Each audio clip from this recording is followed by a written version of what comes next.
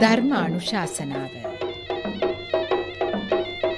දේශකයාණන් වහන්සේ දංஓවිට වේරගොඩ පාරමී ධර්මාශ්‍රම වාසී පූජ්‍ය වේරගොඩ සුජාත ස්වාමීන්ද්‍රයාණන් වහන්සේ. අද ධර්මදේශනාවේ දායකත්වය දරන පින්වතුන්. අම්බලන්ගොඩ හිරිකැටිය පාරේ අංක 7-3 නිවසේ පදිංචි ලක්මන්ද සිල්වා මහත්මයා, හම්බන්තොට වක්කාරිය බදගිරියේ පදිංචි එම්.ජේ.පී. චන්ද්‍රසේන මහත්මයා, වලගෙදර ගල්මත්ත සිරි නිවසේ ලයනල් බද්දෙවිතාන මහත්මයා සහ හේමලතා බද්දෙවිතාන මහත්මිය, ආණ්ඩියම්බලම කලහපිටිය ශ්‍රාවස්ති නිවසේ ඩී.එස්. මුතුකුඩ ආරච්චි මහත්මිය, දූ දරුවන් සහ මුණුපුරු මිනිපිරියන්.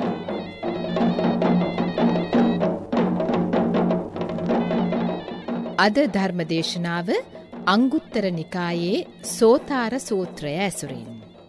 සදහැවතුනි, ධර්මශ්‍රවණයට පෙර තිසරණ සහිත පංචශීලයේ සමාදන් වීම සඳහා නමස්කාරය කියමු. අවසරයි ස්වාමින් වහන්සේ.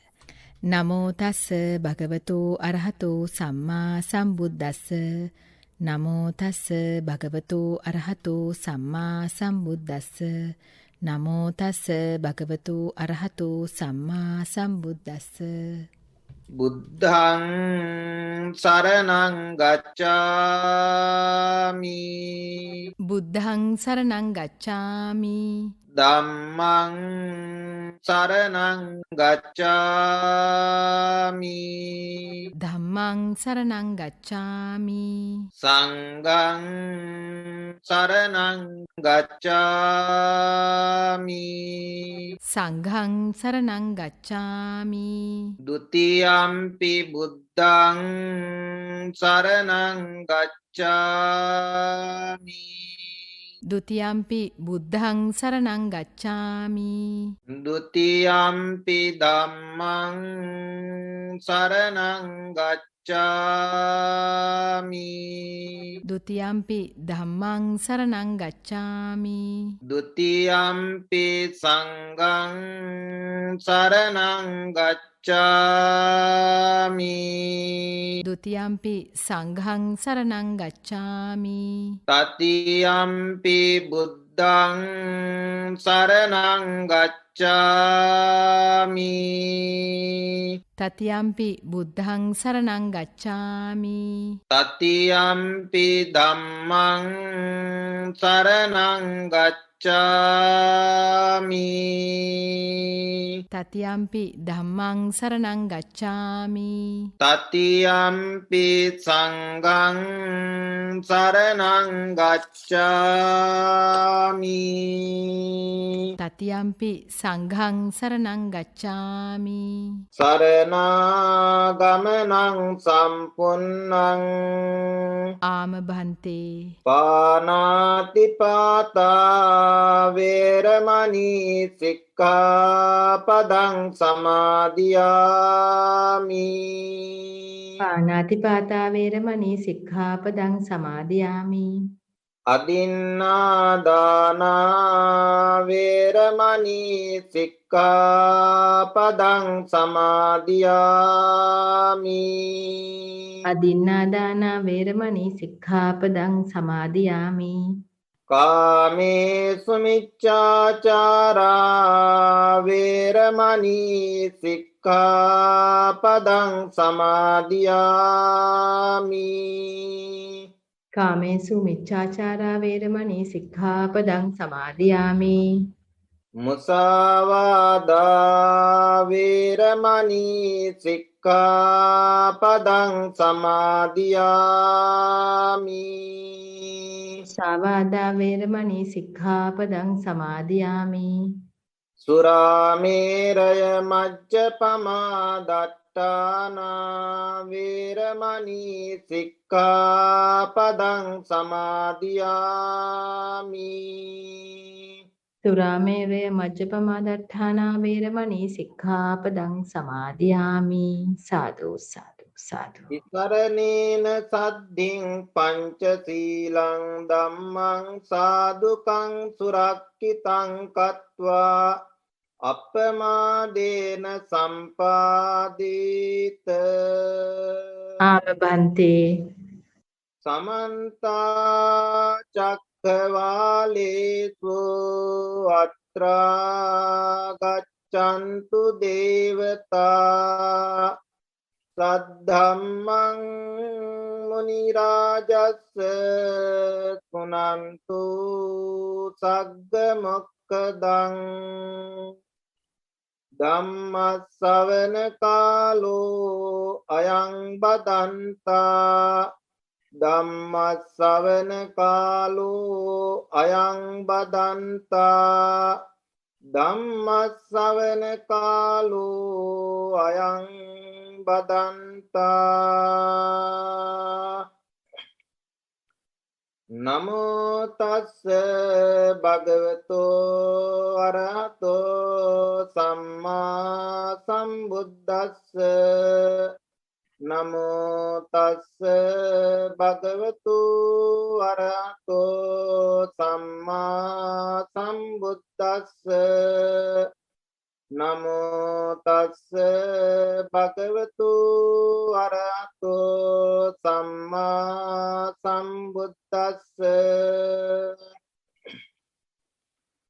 පංචෛ භික්ඛවේ අංගේහි සමන්නාගතෝ රඤ්ඤෝ නාගෝ රාජාරහෝති රාජබොග්ගෝ රඤ්ඤෝ අංගං ත්වේව සංකං ගච්ඡති කතමේහි පංච ඉද භික්ඛවේ රඤ්ඤෝ නාගෝ සෝතාච හෝති අන්තාච රක්ඛිතාච කන්තාච ගන්තාච ඒවමේව කෝ භික්ඛවේ පංචහි අංගේහි සමන්නාගතෝ භික්ඛු ආහුනේයෝ හෝති පාහුනේයෝ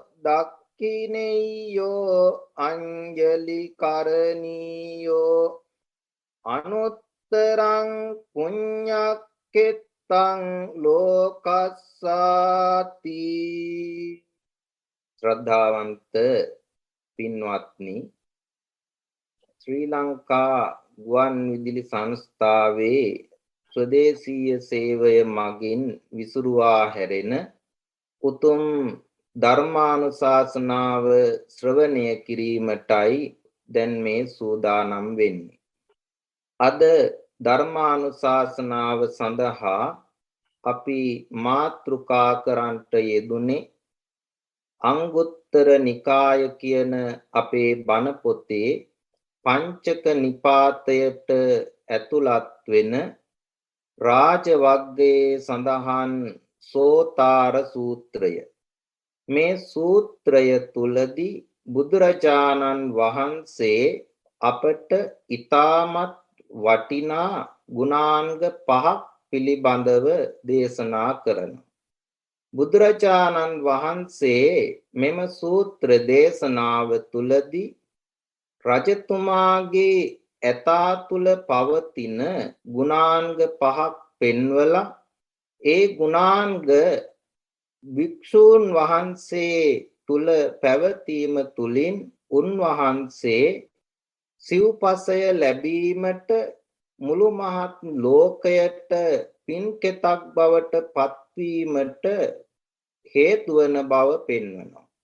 මම අද මේ දේශනාව ආශ්‍රය කරගෙන පෙන්වන්නට යන්නේ අපේ ජීවිතයට මේ කරුණු බලපවත්වන්නේ කොහොමද? කුමක්ද එයින් අපට ලැබෙන අර්ථය කියන කාරණාව මොහොතක් සාකච්ඡා කිරීමටයි. මූලිකව බලමු අපි බුදුරජාණන් වහන්සේ කොහොමද මේ රජතුමාගේ ඇතා පිළිබඳව සඳහන් කරන්නේ.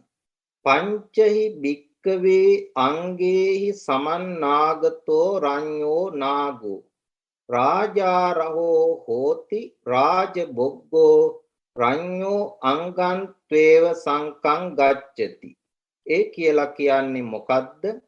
කරුණු පහකින් සමන්විත වෙච්ච කරුණු පහකින් යුක්ත වුණු රජතුමාගේ ඇතා රජතුමාගේම කොටසක් බවට පත් වෙනවා. එහෙම නැත්නම් රජතුමාගේ කටයුතු කරන්න සුදුස්සෙක් බවට පත් වෙනවා. පින්වත්නි, ඇත්තු ඕනතරම් රටේ ලෝකයේ ඉන්න පුළුවන්, කැලෑවේ ඉන්න පුළුවන්.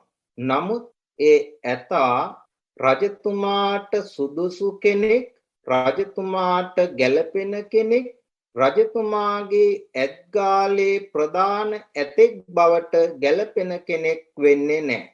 එහෙම රජතුමාගේ ඇත්ගාලේ ප්‍රධාන ඇතෙක් බවට පත්වෙන්න නම් ඒ ඇතා තුල ප්‍රධාන ලක්ෂණ ගුණාංග පහක් තියෙන්න ඕනේ. මොනවද ඒ ගුණාංග පහ? සෝතාච හෝති. හොඳට අහගත්තු කෙනෙක් වෙන්න ඕනේ. සෝතා කියලා කිව්වේ අහගන්නවා කියන කාරණාව. එතකොට මොනවද අහගන්න ඕනේ? ඇතා හැටියට එයාට කියලා දෙනවා ඇත්ගොව්වා කරන්න ඕන දේවල් මෙහෙමයි, නොකරන්න ඕන දේවල් මෙහෙමයි, මේ වචනේ ඇවුනහම හැසිරීම මේ විදිහට විය යුතුයි ආදී වශයෙන් කියලා දෙනවා. අන්න ඒ කියා දෙන අවස්ථාවේදී ඇතා හොඳට අහගෙන ඉන්න ඕනේ, අහගෙන ඉගෙන ගන්න ඕනේ. ඒක තමයි සෝතාච හෝති කියලා කිව්වේ. දෙවැනි කාරණාව හැටියට පෙන්වනවා හන්තාච. හන්තා කියලා කියන්නේ නසන්න ඕනේ. නසන්න ඕනේ, එහෙම නැත්නම් විනාශ කරන්න ඕනේ, මරන්න ඕනේ. ඒ කවුද ඇතා විනාශ කරන්න ඕනේ, මරන්න ඕනේ? පින්වත්නි, යුද්ධ භූමියට ඇතාව අරගෙන ගියාම ඇතාට සිද්ධ වෙනවා සතුරු සේනාවේ ඉන්න ඇත්තුන්ව විනාශ කරන්න, අශ්වයන්ව විනාශ කරන්න, ඇත්තු පාලනය කරන ඇත්ගොව්වන්ව, අසුන් පාලනය කරන අසරුවන්ව විනාශ කරන්න සිද්ධ වෙනවා. මෙන්න මේ විදිහට සතුරු සේනාවට අයිති ඇත්තු, අශ්වයෝ, රථ සේනාවන්, පාබල සේනාවන් මේ සියල්ලක්ම විනාශ කරන්නට පුළුවන් ශක්තිය තියෙනවා නම් අන්න එයා හන්තා කියන ගුණාංගයෙන් යුක්තයි. ඊට පස්සේ පෙන්නනවා රක්ඛිතා, ආරක්ෂා කරන්න ඕනේ. රක්කති කියලා කියන්නේ ආරක්ෂා කරනවා. මොනවද මේ ඇතා ආරක්ෂා කරන්න ඕනේ? පළවෙනිම කාරණාව, යුද්ධ භූමියට ගියාට පස්සේ ඇතා මහ විශාලයි. මේ ඇතාට විවිධ ආකාරයේ බාධාවන්, කරදර පැමිණෙන්න පුළුවන්. අන්න ඒ බාධාවන් වලින්, කරදර වලින් ආරක්ෂා කරගන්න ඕනේ. තමන්ගේ හොඬවැල්ල ආරක්ෂා කරගන්නවා, අත්පා ආරක්ෂා කරගන්න ඕනේ, ශරීරය ආරක්ෂා කරගන්න ඕනේ බාහිර පැමිණෙන උපද්‍රව, කරදර වලින්. අන්න එහෙම තමන් ආරක්ෂා වෙන ඇත්රාජයා තමන්ගේ පිට උඩ ඉන්න ඇත්ගොව්වාව ආරක්ෂා කරගන්න ඕනේ. රජතුමා ඇතාගේ පිට උඩ ඉන්නවා නම් ඒ රජතුමාව ආරක්ෂා කරගන්න ඕනේ. තමන්ගේ සේනාවට ආරක්ෂාව සපයන්න ඕනේ. මෙන්න මේ ගුණාංගයෙන් යුක්ත වෙච්ච නිසා ඇතාට කියනවා රක්ඛිතා කියලා. එතකොට හතරවෙනි කාරණාව කන්තා. යුද්ධ භූමියට යන ඇතාට ඊතල පහරවල් වදින්න පුළුවන්. ඒ වගේම කඩු පහරවල් වදින්න පුළුවන්. ඒ වගේම බෙරනාද ආදී මේ විවිධ ආකාරයේ බිය ගන්වන නාද, ශබ්ද රටාවන් ශ්‍රවණය වෙන්න පුළුවන්. එතකොට මේ යුද්ධ භූමියට ගිය ඇත්රාජයට මේ විදිහට ලැබෙන ඊතල පහරවල්, කඩු පහරවල්, ශබ්ද රටා නාද රටා ඉවසන්න පුළුවන් හැකියාව තිබිය යුතු වෙනවා. අන්න ඒ ගුණාංගයට කියනවා කන්තා කියලා. පස්වෙනි ගුණාංගය තමයි ගන්තා කියලා කියන්නේ. ගන්තා කියලා කියන්නේ මොකද්ද? යනවා කියන අර්ථය. යන්න ඕනේ කොහාටද? යුද්ධ භූමියට යන ඇතාට සිද්ධ වෙනවා තමන් ගියපු පාරවල් වල යන්න. ඒ වගේම තමන් නොගියපු පාරවල් වල යන්නත් සිද්ධ වෙනවා. ඇතා කල්පනා කළොත් මෙය මට නුහුරු පාරක්, නුපුරුදු පාරක්, ඒ නිසා මේ මෙහෙවන මාර්ගයේ නොයා යුතුයි කියලා සමහර විට රජතුමාව සතුරු සේනාවට අවුෙන්න පුළුවන්. අන්න ඒ නිසා ඇතා තුල පැවතිය යුතුයි ගුණාංගයක් තමන්ට පුරුදු පාර, නුපුරුදු පාර, ගැටලුවක්, වෙහසක් නැතුව ඇද්ගොව්වා මෙහෙවන මාර්ගයේ ගමන් කරන්න පුළුවන් වෙන්න ඕනේ. අන්න ඒ ගුණාංගය තියෙනවා නම් ඇතා රජතුමාගේ සුදුස්සෙක් වෙනවා, රජතුමාට ගැළපෙන කෙනෙක් වෙනවා කියන අර්ථයයි බුදුරජාණන් වහන්සේ පෙන්වුවේ. නැවතත් බලන්න මේ ගුණාංග පහ මොකක්ද කියලා. සෝතා කියලා කිව්වේ අහගෙන ඉන්න ඕනේ කියලා දෙනකොට, හන්තා කියලා කිව්වේ සතුරු සේනාවන් විනාශ කරන්න ඕනේ, රක්කිතා කියලා කිව්වේ තමනොත් ඒ වගේම තමන්ගේ බලපිරිසේ ඉන්න පිරිසත් ආරක්ෂා කරගන්න ඕනේ. කන්තා කියලා කිව්වේ ඉවසන්න පුරුදු වෙන්න ඕනේ. ගන්තා කියලා කිව්වේ ගිය පාරවල් වල නොගිය පාරවල් වල වෙනසක් නැතුව යන්න පුළුවන් වෙන්න ඕනේ. මෙන්න මේ ගුණාංග පහෙන් යුක්තයි නම් ඇත්රාජේ එයා රජතුමාට සුදුස්සෙක් බවට පත් වෙනවා. දැන් බලන්න පින්වත්නි, ඇත්රාජයා රජතුමාට සුදුස්සෙක් බවට පත් උනේ එයා තුල තිබුණු ශරීර ශක්තිය විතරක් නිසාම නෙවෙයි, කාය ස්වરૂපය විතරක් නිසාම නෙවෙයි. ඒ කාරණාවන් යම් ප්‍රමාණයකට බලපවත්වන්න පුළුවන්. නමුත් එයා ඇති කරගෙන තිබුණු ගුණාංග අනුව තමයි මේ රජතුමාගේ සුදුස්සෙක් බවට පත් උනේ. අන්න ඒ ගුණාංග පහ කෙනෙක් සුදුස්සෙක් බවට පත් වෙනවා. සුදුස්සෙක් බවට පත් උනේ ඇයි? එයාතා පරිපූර්ණ කෙනෙක් වුණු නිසා. ඒ වගේම තමයි පින්වත්නි බුදුරජාණන් වහන්සේ පෙන්වන්නේ මේ ගුණාංග පහෙන් යුක්තයි නම් භික්ෂූන් වහන්සේ එයා ලෝකයාගේ ආමිස පූජාවන් වලට සුදුස්සෙක් බවට පත් වෙනවා. ඒ භික්ෂූන් වහන්සේ ලෝකයාට පින්කෙතක් බවට පත් වෙනවා. ඒ මොකද ඒ භික්ෂූන් වහන්සේ පරිපූර්ණ කෙනෙක් නිසා.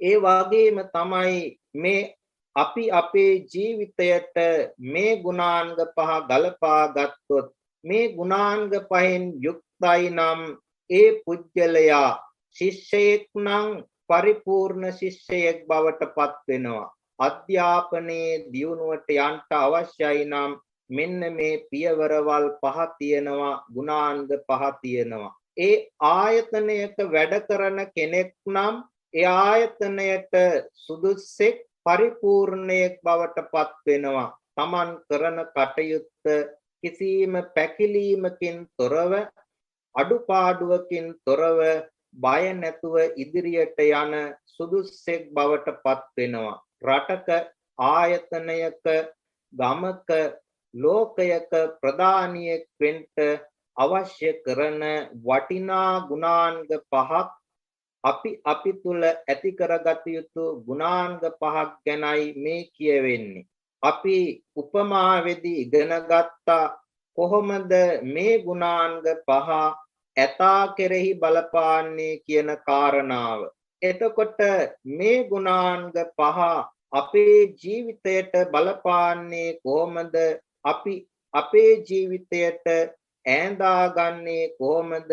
ආදේශ කරගන්නේ කොහොමද කියන කාරණාව අපි ඉදිරියට සාකච්ඡා කරමු. එතකොට ඇතා සුදුස්සෙක් බවට පත්වෙන්න අවශ්‍ය කරන්නේ මොකද්ද?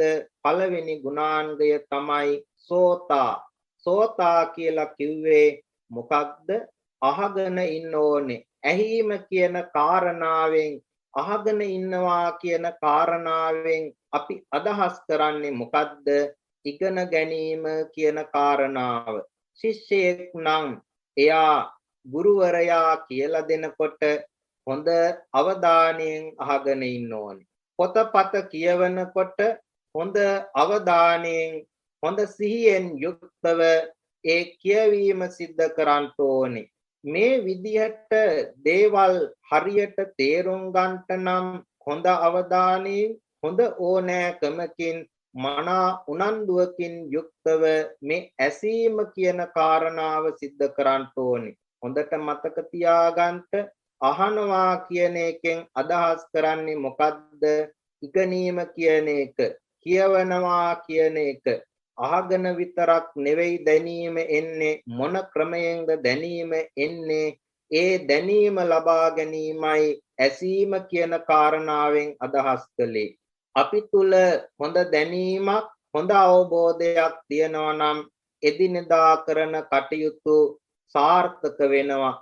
එහෙම සාර්ථක වෙනවයි කියලා කියන්නේ අන්න සුදුස්සෙක් බවට පත්වීමේ පළවෙනි ගුණාංගය. හොඳ දැනීමක් ඇති කෙනෙක් බවට පත්වීම. දෙවෙනි කාරණාව තමයි හන්තා. හන්තා කියලා කිව්වේ විනාශ කරන්නට ඕනේ, නසන්නට ඕනේ. පින්වත්නි, ඇතාට නම් යුද්ධ භූමියට ගියාට පස්සේ නසන්න විශාල පිරිසක් ඉන්නවා සතුරු සේනාවේ. එතකොට අපිට ඉන්නේ මොනවද මේ විදිහට නසන්න ඉන්න විශාල පිරිස? කවුද අපට විනාශ කරන්නට ඉන්නේ කියන කාරණාව අපි බලන්න ඕනේ. පින්වත්නි, භික්ෂූන් වහන්සේ පිළිබඳව කල්පනා කළොත් බුදුරජාණන් වහන්සේ පෙන්වන්නේ නිතර නිතර ඇති වෙනවා අකුසල් දහම් සිත් තුළ. කොයි කාගෙත් මේ ඇතිවීම සිද්ධ වෙනවා. කෙලෙස් දුරු කිරීම සිදු කරන තාක්කල්, කෙලෙස් විනාශ කිරීම සිදු කරන තාක්කල් අපේ සිත් තුළ නොගැලපෙන අයහපත් සිතුවිලි පරම්පරාවල් උපදින්න පුළුවන්. මෙන්න මේ විදිහේ සිතට ඇතිවෙන සිතුවිලි පරම්පරාවල් අපි කිහිපයක් හඳුනා ගත්තොත් ඊර්ෂ්‍යාව කියන්නේ නරක සිතුවිල්ලක්, අයහපත් සිතුවිල්ලක්. තරහව කියන්නේ නරක සිතුවිල්ලක්, අයහපත් සිතුවිල්ලක්. මේ විදිහට සිත් තුළ ඇතිවෙන මෙවන් ආකාරයේ නරක අයහපත් සිතුවිලි දුරු කරන්නට ඕනේ, විනාශ කරන්නට ඕනේ කියන කාරණාවයි හන්තා කියන එකෙන් අදහස් කළේ. අන්න බලන්න පින්වත්නි, අපේ ජීවිතයට කොහොමද මේක බලපාන්නේ කියලා. දුරු කරන්නට ඕන අයහපත් නරක දේවල් අපේ ජීවිතවලට එකතු වෙනවා නම් අන්න ඒ දේවල් දුරු කරන එක. උදාහරණයක් විදියට ගත්තොත් පාසල් යන ළමයෙකුට වෙන්න පුළුවන්, එහෙම නැත්නම් ආයතනයක වැඩ කටයුතු කරන සේවකයෙකුට, ප්‍රධානියෙකුට වෙන්න පුළුවන්. තමන්ට සිත තුළට ඇතිවෙන යම් යම් ආකාරයේ මෙවන් විදිහේ විතර්ක, අදහස්, නරක දේවල්, තමන්ගේ ගමනට බාධාකාරී දේවල් දුරු කිරීම හන්තා කියන එකෙන් අදහස් කරන්නට පුළුවන්. ඒ වගේම තමයි කල්පනා කරන්නට නිදුක්ව නිරෝගීව ඉන්ට අවශ්‍ය කෙනෙක් තමන්ට ඒ නිරෝගී භාවයට ගැලපෙන දේවල් ආහාර පාන වශයෙන් ගන්නෙ නැතිව නරක අයහපත් දේවල් ගන්නවා නම් අන්න එයා තමන්ගේ ජීවිතයට නුසුදුස්සෙක් වෙනවා. සාර්ථකත්වය ඇති කර ගන්නට නම් අන්න ඒ කියන විදිහේ තමන් ඇති කරගත යුතු, ආරක්ෂා කරගත යුතු, තමන් තුළින් දියුණු කරගත යුතු ගුණාංග දියුණු කරගනිමින් දුරු කරගත යුතු දේවල් දුරු කිරීම සිද්ධ කරන්නට ඕනේ. එතනදී ගන්න පුළුවන් අපිට අයහපත් මිත්‍රයන් දුරු කිරීමත් මේ ගොඩට දාලා සාකච්ඡා කරන්න පුළුවන්. දැන් අපි කාරණාවල් දෙකක් සාකච්ඡා කළා. පළවෙනි එක තමයි ඒ අවශ්‍ය කරන දැනීම දැනුවත්කම ඇති කර ගැනීම සෝතා කියලා කිව්වා. දෙවැනි කාරණාව දුරු කළ යුතු දේ දුරු කිරීම හන්තා කියලා කිව්වා. තුන්වෙනි කාරණාව රක්ඛිතා. රක්ඛිතා කියලා කිව්වේ මොකක්ද? ආරක්ෂා කර ගැනීම. බුදුරජාණන් වහන්සේ පෙන්වනවා භික්ෂුවක් හැටියට ආරක්ෂා කරගත යුතුයි මොනවද? ඉන්ද්‍රියන්. ඉන්ද්‍රියන් කියලා කිව්වේ මොනවද? ඇස, කන, නාසය, දිව, ශරීරය, මනස කියන මේ ඉන්ද්‍රිය ධර්මයන් ආරක්ෂා කරගත යුතුයි. ඇයි අපි ඒවා ආරක්ෂා කරගත යුත්තේ? අපි මේ ඉන්ද්‍රිය ධර්මයන් ආරක්ෂා කරගත්තේ නැත්නම් ඒ දේවල් අපි නරකට නපුරට අරගෙන යනවා. උදාහරණයක් විදියට ගත්තොත් ඇහැ පාලනය කරගන්න බැරි වුණොත් ඇස නිසා අපිට විවිධ ආකාරයේ විනාශකාරී තත්වයන් වලට මුහුණ දීමට අවස්ථාව ඉඩකඩ තියෙනවා.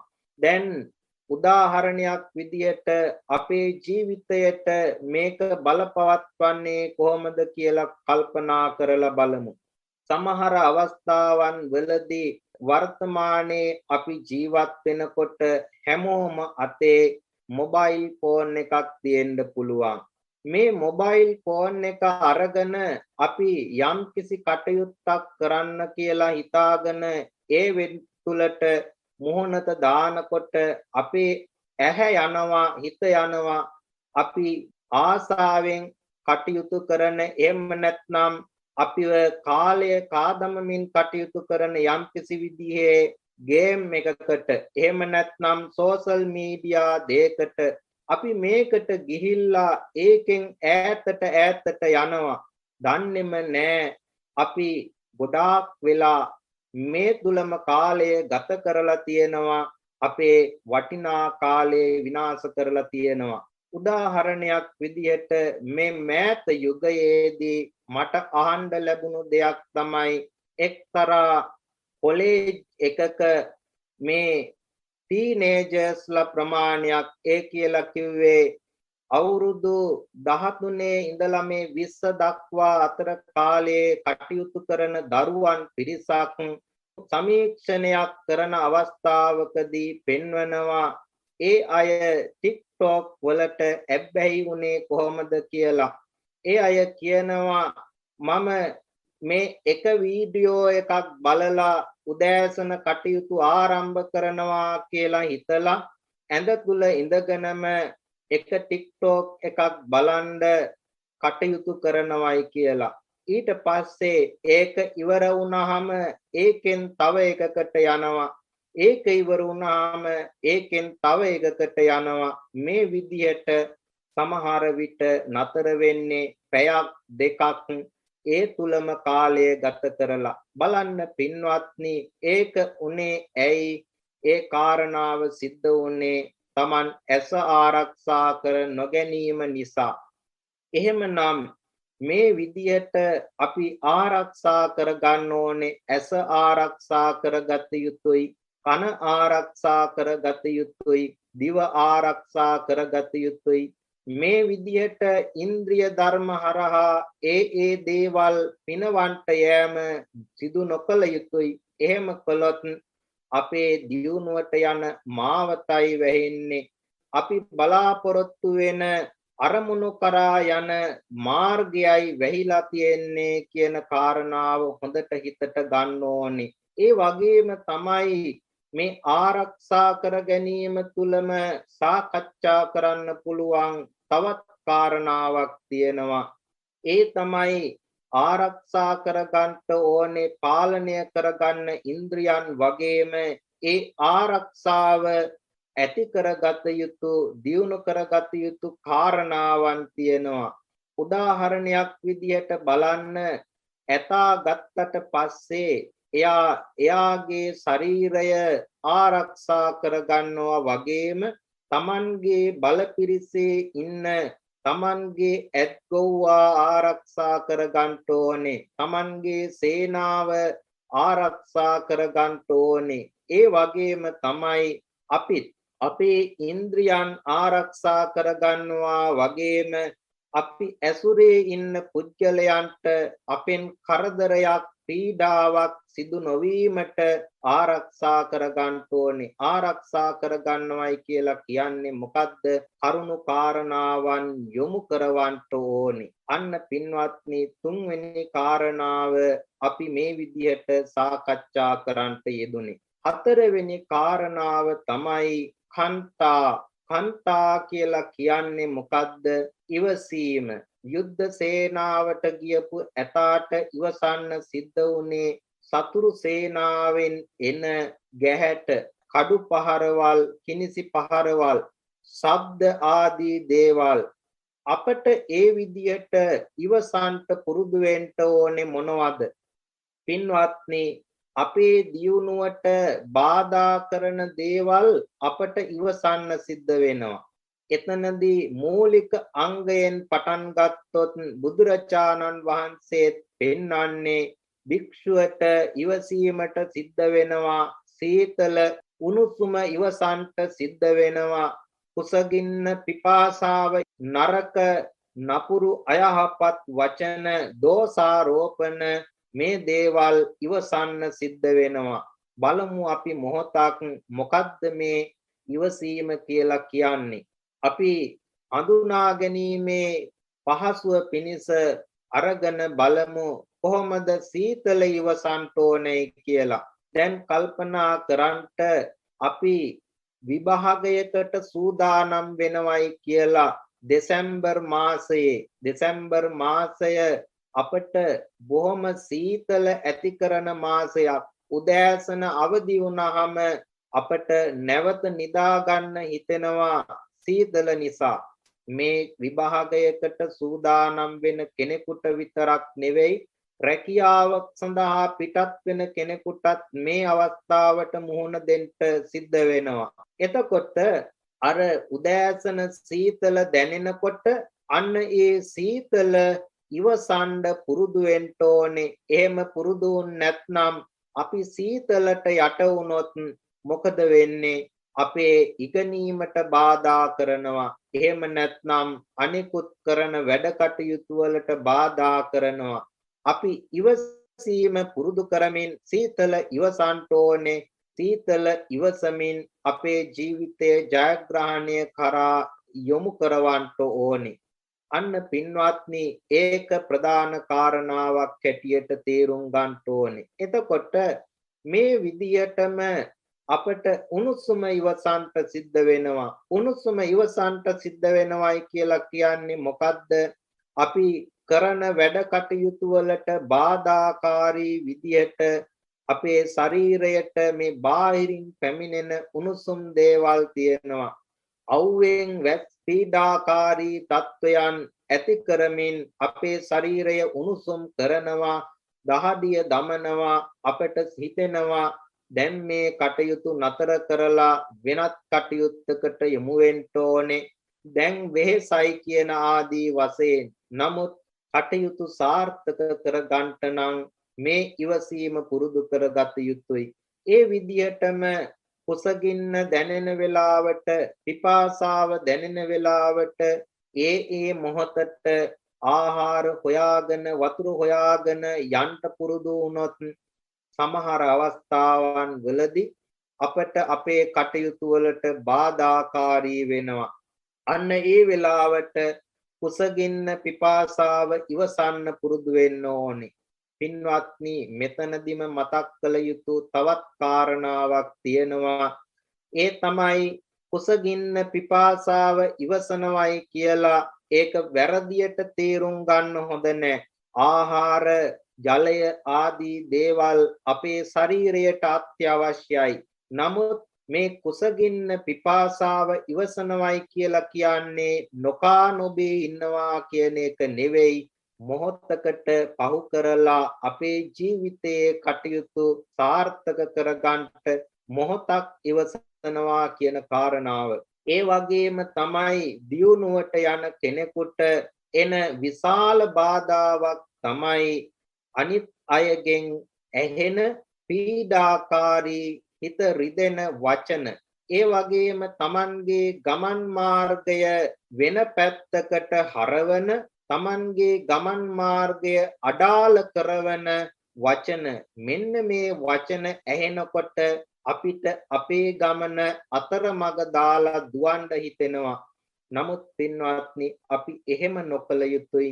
අපි ඉවසීම පුරුදු කළ යුතුයි. ඉවසන්ට පුරුදු වෙන්න ඕනේ. මෙන්න මේ විදිහේ වචන, වැරදි දේවල්, නරක දේවල්, අපිට හිත රිදෙන දේවල් ඇහෙනවා නම් ඒවා ඉවසගෙන ඒ කැමැති කෙනෙක් කිය යුතු දේවල් ඒ අය කියාවි. නමුත් මම ඉවසනවා කියන තැන ඉඳලා ඉවසීම පුරුදු කරන්න ඕනේ. එහෙම ඉවසීම පුරුදු කළොත් අපට දියුණුවට යන මාර්ගය නතර කරන්න පුළුවන් කමක් නැහැ. අපේ දියුණුවේ මාර්ගය ආවරණය කරන්න පුළුවන් කමක් නැහැ. අන්න පින්වත්නි, අපි මේ විදියට කාරණා 4ක් ඉගෙන ගත්තා. දැන් අමතක වෙන නිසා අපි නැවතත් මුලට ගිහින් මුල ඉඳලා සාකච්ඡා කරපු කාරණාවන් මොනවද කියලා මොහොතක් විමසලා බලමු. පළවෙනි කාරණාව තමයි සුදුස්සෙක් බවට පත් වෙන්න නම් සෝතා ඒ කියලා කිව්වේ හොඳට අහගන්න ඕනේ. අහගන්නවා කියන කාරණාවෙන් අපි කතා කරන්නේ මොකද්ද? ඉගෙන ගන්නවා කියන දේ. අවශ්‍ය කරන දැනීම ඇති කර ගන්නවා කියන දේ. ඒ තැනට ගැලපෙන අවබෝධය ඇති කර ගන්නවා කියන කාරණාව. දෙවෙනි එක තමයි හන්ටා කියලා කිව්වේ විනාශ කරන්න ඕනේ. මොනවද විනාශ කරන්න ඕනේ? අපේ ගමනට බාධා කරන වැරදි සිතුවිලි, නරක සිතුවිලි විනාශ කරන්න ඕනේ. තරහව, ඊර්ෂ්‍යාව, වෛරය, ක්‍රෝධය, මානය ආදී මේ දේවල්. ඒ වගේම විනාශ කරන්න ඕනේ, දුරු කරන්න ඕනේ අපේ ගමනට බාධා කරන නපුරු මිනිසුන්, නපුරු මිතුරන්, නරක අයහපත් මිතුරන් දුරු කරන්න ඕනේ. මෙන්න මේක හන්තා කියලා කිව්වා. රක්කිතා කියලා කිව්වේ මොකද්ද? ආරක්ෂා කරගන්න ඕනේ. මොනවද ආරක්ෂා කරගන්න ඕනේ? ඇස පාලනය කර ගැනීම ආරක්ෂාවක්, කන පාලනය කර ගැනීම ආරක්ෂාවක්, සිත පාලනය කර ගැනීම ආරක්ෂාවක්. මේ විදියට Taman ආරක්ෂා කර ගනිමින් Tamanගේ වටේ ඉන්න පිරිසත් ආරක්ෂා කර ගැනීම රක්කිතා කියලා කිව්වා. හතරවෙනි කාරණාව කන්තා කියලා කිව්වේ ඉවසන්න පුරුදු වෙන්න ඕනේ. මොනවද ඉවසන්න ඕනේ? කුසගින්න ඉවසන්න සිද්ධ වෙනවා. පිපාසාව ඉවසන්න සිද්ධ වෙනවා. අනිත් අයගෙන් ඇහෙන හිත රිදවන, අපේ ගමන බාධා කරවන නින්දාකාරී, පීඩාකාරී වචන, අයහපත් දේවල් ඉවසන්න සිද්ධ වෙනවා. මෙහෙම ඉවසීම සිද්ධ කරගත යුතුයි. පින්වත්නි, මේ විදිහට හොඳ ඇහිීමකින්, හොඳ ඉගෙන ගැනීමකින් යුක්තව Tamanට ඉදිරියට පැමිණෙන බාධාවන්, කරදර දුරු කරමින් Taman ආරක්ෂා කරගෙන ඉවසීමෙන් කටයුතු කරන කෙනාට පස්වෙනි ගුණාංගය එනවා. ඒ තමයි ගන්තා කියලා කිව්වේ යන්ට ඕන තැනට, යා යුතු තැනට යාම, Tamanගේ අරමුණ කරා යාම. සමහර අවස්ථාවන් වලදී ඒ අරමුණ කරා යනකොට Tamanට නුහුරු නුපුරුදු පරිසරයකට යන්න පුළුවන්. Tamanට හුරු පුරුදු පරිසරයකට යන්න පුළුවන්. ඒ හුරු පුරුදුකම, නුහුරු නුපුරුදුකම බාධාවක් කර නොගනිමින් ඒ තැනට යාම කටයුතුයි. අන්න ඒක තමයි ගන්තා කියලා කිව්වේ. පින්වත්නි, මේ කාරණාව ටිකක් තේරුම් ගන්න උත්සාහවත් වෙමු. අපේ ජීවිතයට ඈඳා ගනිමින්, උදාහරණයක් විදියට අරගනිමින් අපි බලමු. පාසල් ශිෂ්‍යයෙක් නම් එයාගේ අරමුණ තිබිය යුත්තේ කොතනට යන්නද කියලා. ඒ යන තැන මොකද්ද? එතෙන්ට යාම තමයි ගන්තා කියලා කිව්වේ. අපි බලමු ඒ පාසල් ශිෂ්‍යයාගේ අරමුණක් තියෙනවා. වෛද්‍යවරයෙක් වෙන්න. වෛද්‍යවරයෙක් වෙන්න නම් අරමුණ එයාට තෝරාගෙන තියනවා විෂය ධාරාවක්. ඒ හරහා වෛද්‍ය පීඨයට යන්න ඕනේ. අන්න එහෙමනම් ඒ සඳහා යන ගමන් මාර්ගයේදී සමහර විට Taman පුරුදු නෑදෑ පරපුරේ ඉන්න අයගේ යාළු හිත මිත්‍රයන්ගේ ඇසුරේ කටයුතු කරන්නට සිද්ධ වෙනවා. වගේම නුහුරු නුපුරුදු Tamanට ආධුනික පරිසරයකට යන්න සිද්ධ වෙනවා. අන්න එහෙම පරිසරයකට යනකොටත් බය නැතුව Taman ඒ පිළිබඳව පැකිලීමකින් තොරව ඉදිරියට යාමේ කටයුත්ත තමයි ගන්තා කියලා කියන්නේ. දැන් බලමු ආයතනයක ප්‍රධානියෙක් එහෙම නැත්නම් සේවකයෙක් කොහොමද Tamanගේ දියුණුව කරා යන්නේ කියලා. එයාටත් එහෙමයි. සමහර අවස්ථාවන් වලදී Tamanට භාෂාවෙන් පැකිලෙන අවස්ථාවන් තියෙනවා නම් අන්න ඒ වගේ තැන්වලදී බය නැතුව ඉදිරියට ගිහින් කතා කරනවා, සාකච්ඡා කරනවා, Tamanගේ අදහස ඉදිරිපත් කරනවා. මොකද Tamanට අරමුණක් තියෙනවා එතෙන්ට යන්න. අන්න ඒ අරමුණ කරා ළඟා වෙන්න අවශ්‍ය කරන තැනට ඉදිරි පියවර සමහර විට Tamanට නුහුරු නුපුරුදු දෙයක් වෙන්න පුළුවන්. ඒ පියවර ගන්න ඕනේ. පින්වත්නි, මේ යාම කියන එක කායිකව යෑමක් විතරක් නෙවෙයි, මානසික යෑමකුත් තියෙනවා. ඒ කියන්නේ මොකද්ද? මනසින් Taman සුදුසුකමක් බවට පත් වෙනවා. බය නැතුව ඉදිරි පියවර තියනවා කියන එක. කිසිම පැකිලීමකින් තොරව ඉදිරියට Taman උසස් වීමකට යනවා, එහෙම නැත්නම් ඉහළට යනවා කියන කාරණාව, Tamanගේ අදහසක් ප්‍රකාශ කරනවා කියන කාරණාව, මේ හැම දෙයක්ම අයිති ගන්තා කියන කාරණාවට. මෙහෙම මේ ගන්තා කියන කාරණාවෙන් Taman ඒ සඳහා සුදුස්සෙක් බවට පත් වෙන්න ඕනේ. එතකොට ඒ අරමුණ කරා ළඟා වුණාට පස්සේ එයා පරිපූර්ණ කෙනෙක් වෙනවා. එයා සුදුස්සෙක් වෙනවා. අන්න පින්වත්නි, රජතුමාගේ ඇතා රජතුමාට සුදුස්සෙක් බවට පත් වෙනවා වගේ අපි කරන ක්ෂේත්‍රයේ කටයුතු, අපි කරන දේවල් අනුව අපි ඒ තැනට සුදුස්සෙක් බවට පත් වෙනවා. මෙන්න මේ ගුණාංග පහ තියෙනවා නම් ඒක වයස් ભેදයකින් තොරව කරන කටයුත්තේ ભેදයකින් තොරව අපි කොයි කාගේ දියුණුව කරා ළඟා වෙන්න අවශ්‍ය කරන දියුණු කරගත යුතු මාර්ගය පෙන්වන පියවරවල් පහක් හැටියට මේ කාරණා පහ තේරුම් ගන්නට පුළුවන්. පළවෙනි කාරණාව තමයි සෝතා ඉගෙන ගන්න ඕනේ. ඒ දැනීම ඇති කර ගන්න ඕනේ. අවශ්‍ය කරන අවබෝධය ඇති කර ගන්න ඕනේ. ඒ සඳහා කියවීම සිදු කළ යුතුයි, ඇහිීම සිදු කළ යුතුයි. දෙවැනි කාරණාව හන්තා විනාශ කරන්න ඕනේ. Tamanගේ තුලින් ඇතිවෙන සතුරු සිතුවිලි විනාශ කර යුතුයි. මාන්‍ය, ඊර්ෂ්‍යාව, කුහකකම ආදී මේ නරක සිතුවිලි විනාශ කළ යුතුයි. Taman ළඟට පැමිණෙන නරක මිතුරන් අයහපත් මාර්ගයේ පෙන්වන පිරිස් දුරු කර යුතුයි.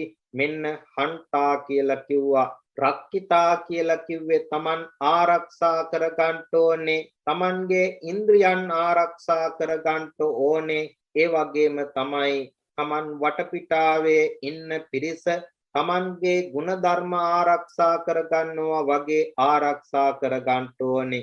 Taman ඇසුරේ ඉන්න පිරිස ආරක්ෂා කර ගන්න ඕනේ. පාසල් ශිෂ්‍යයෙක් හෝ ගුරුවරයෙක් නම් Tamanගේ විද්‍යාලය ආරක්ෂා කර ගන්න ඕනේ. ආයතනයක ප්‍රධානියෙක් හෝ සේවකයෙක් නම් Tamanගේ ආයතනය ආරක්ෂා කර ගන්න ඕනේ. රටක ප්‍රධානියෙක් සේවකයෙක් හැටියට, රටවැසියෙක් හැටියට රට ආරක්ෂා කර ගන්න ඕනේ. මෙන්න මේ විදියට රක්කිතා කියන කාරණාව යොදා ගන්න පුළුවන්. ඒ වගේම කන්තා, මේ ඉදිරියට යන ගමන් මාර්ගයේදී පැමිණෙන බාධාවල් ඉවසන්ට ඕනේ. කන්තා කියලා කිව්වේ. ගන්තා කියලා කියන්නේ යා යුතු තැනට යනවා, අවශ්‍ය කරන පියවරවල් අනුගමනය කරනවා කියන එක. එහෙමනම් පින්වත්නි, මෙන්න මේ ගුණාංග දියුණු කර ගැනීම තුළින් අපිට අපේ ජීවිතය සාර්ථක කරගන්න පුළුවන්. කෙනෙක් මේ ගුණාංග දියුණු කරගෙන ඒ මාර්ගයේ ගමන් කරනවා නම් ඒ පුජ්‍යලයාගේ දියුණුව අභිවෘද්ධිය නතර කරන්නට කිසිම කෙනෙකුට පුළුවන්කමක් නැහැ. එයාගේ අභිවෘද්ධියට යන මාර්ගය ආවරණය කරන්නට කිසිම හේතුවක් ඇති වෙන්නේ නැහැ. ජයග්‍රහණය කරන්නට පුළුවන්. ඔබත් මේ ගුණාංග මේ කරුණු දියුණු කරගනිමින් ඔබේ හිතේ තුල පවතින අරමුණු ඉටු කරගන්නට එය ලෞකික වෙන්න පුළුවන්, ලෝකෝත්තර වෙන්න පුළුවන්, මෙලොවට වෙන්න පුළුවන්, පරලොවට වෙන්න පුළුවන්.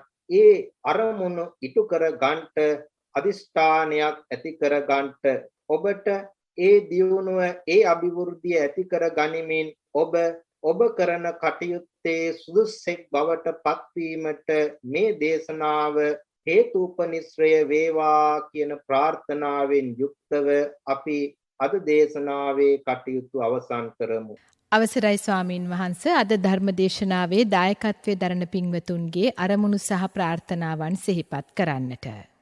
2019 අප්‍රේල් මාස 6 වෙනි දින පරලෝ සැපත් වූ කළුගල ධර්මවතී පීරිස් මහත්මියට සහ දෙපාර්ශවයේම දෙමාපියන්ටත් අපවත් වී වදාළ කොස්ගොඩ සරණංකර මහනාහිමිපාණන් වහන්සේටත් පින් අනුමෝදන් කර නිවන් සුව ප්‍රාර්ථනා කිරීමටත් දේශකයන්න් වහන්සේටත් සුජීවත්ව සිටින පවුලේ සැමටත් අධ්‍යාපනය ලබන පුන්සිතා හා මෙත්සිතා ආදරණීය දියණියන්ගේ අධ්‍යාපන කටයුතු සාර්ථක වීම පිණිසත් අරමුණු කරගෙන ලක්වැසි ලෝවැසි සියලුම දෙනාට උතුම් වූ ධර්මාවබෝධය සහ නිදුක් නිරෝගී චිරජීවනය ප්‍රාර්ථනා කරන්නේ අම්බලන්ගොඩ හිරිකැටිය පාරේ අංක 7-3 නිවසේ පදිංචි එම් ලක්මන්ද සිල්වා මහත්මයා.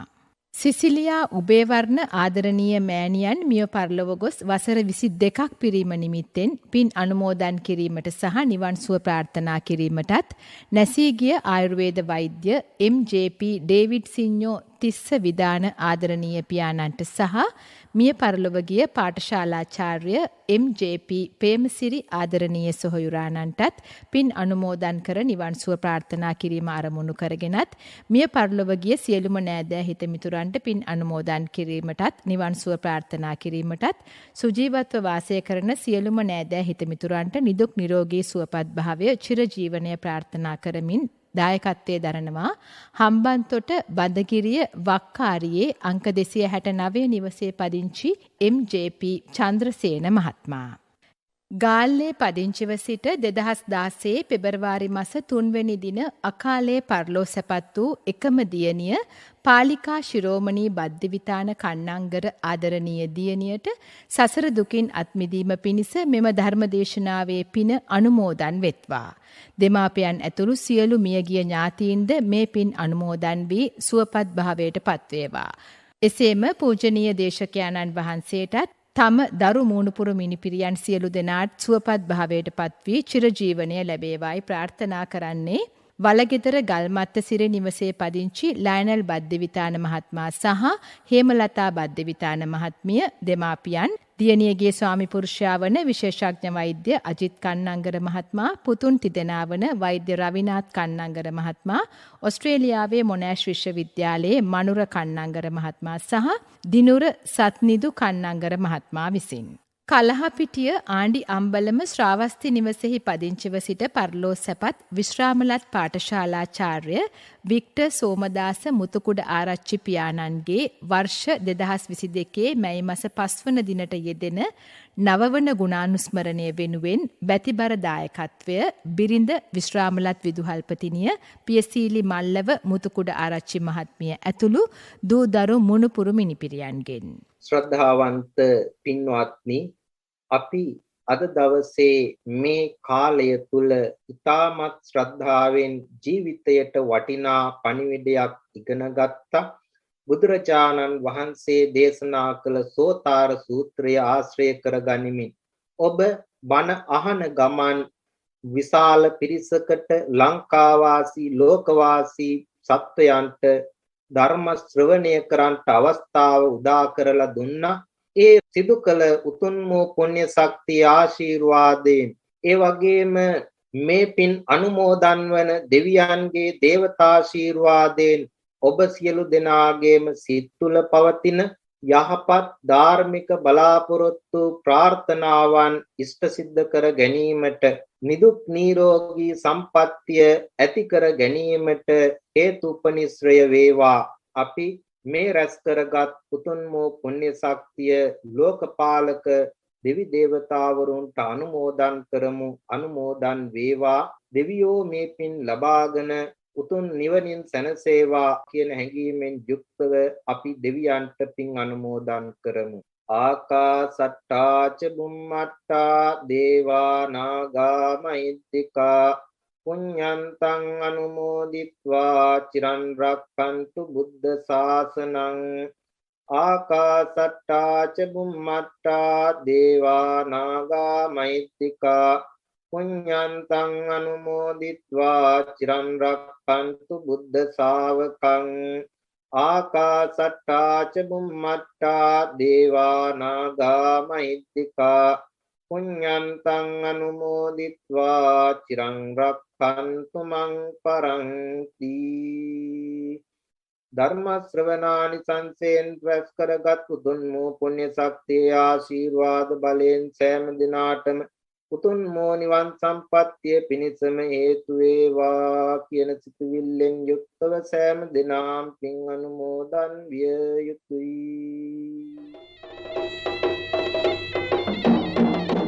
අංගුත්තර නිකායේ සෝතාර සූත්‍රය ඇසුරින් අද ධර්මානුශාසනාව පැවැත්වූයේ ඩංගෝවිට වේරගොඩ පාරමී ධර්මාශ්‍රම වාසී පූජ්‍ය වේරගොඩ සුජාත ස්වාමීන්ද්‍රයාණන් වහන්සේ. ඔබ ලෝකයේ කොයි රටක වාසය කළත් ඔබටත් පුළුවන් ඔබේ මියගිය ඥාතීන් වෙනුවෙන් සහ සුජීවත්ව වෙසෙන ඔබගේ ඥාතීන් වෙනුවෙන් පින් අනුමෝදන් කිරීමට සහ ආශිර්වාද කිරීමට මෙවැනි ධර්මදේශනාවක දායකත්වය ලබා ගැනීමට ඔබ අමතන්න ඕන මෙන්න මේ දුරකථන අංකයට 0112 69 71 40 0112 69 71 40. අපගේ WhatsApp අංකය 076 011 22 33 076 011 22 33. අපේ ධර්මදේශනා ශ්‍රවණය කිරීම සඳහා ඔබට පුළුවන් ස්වදේශීය සේවයේ YouTube නාලිකාව වෙත පිවිසෙන්නටත්.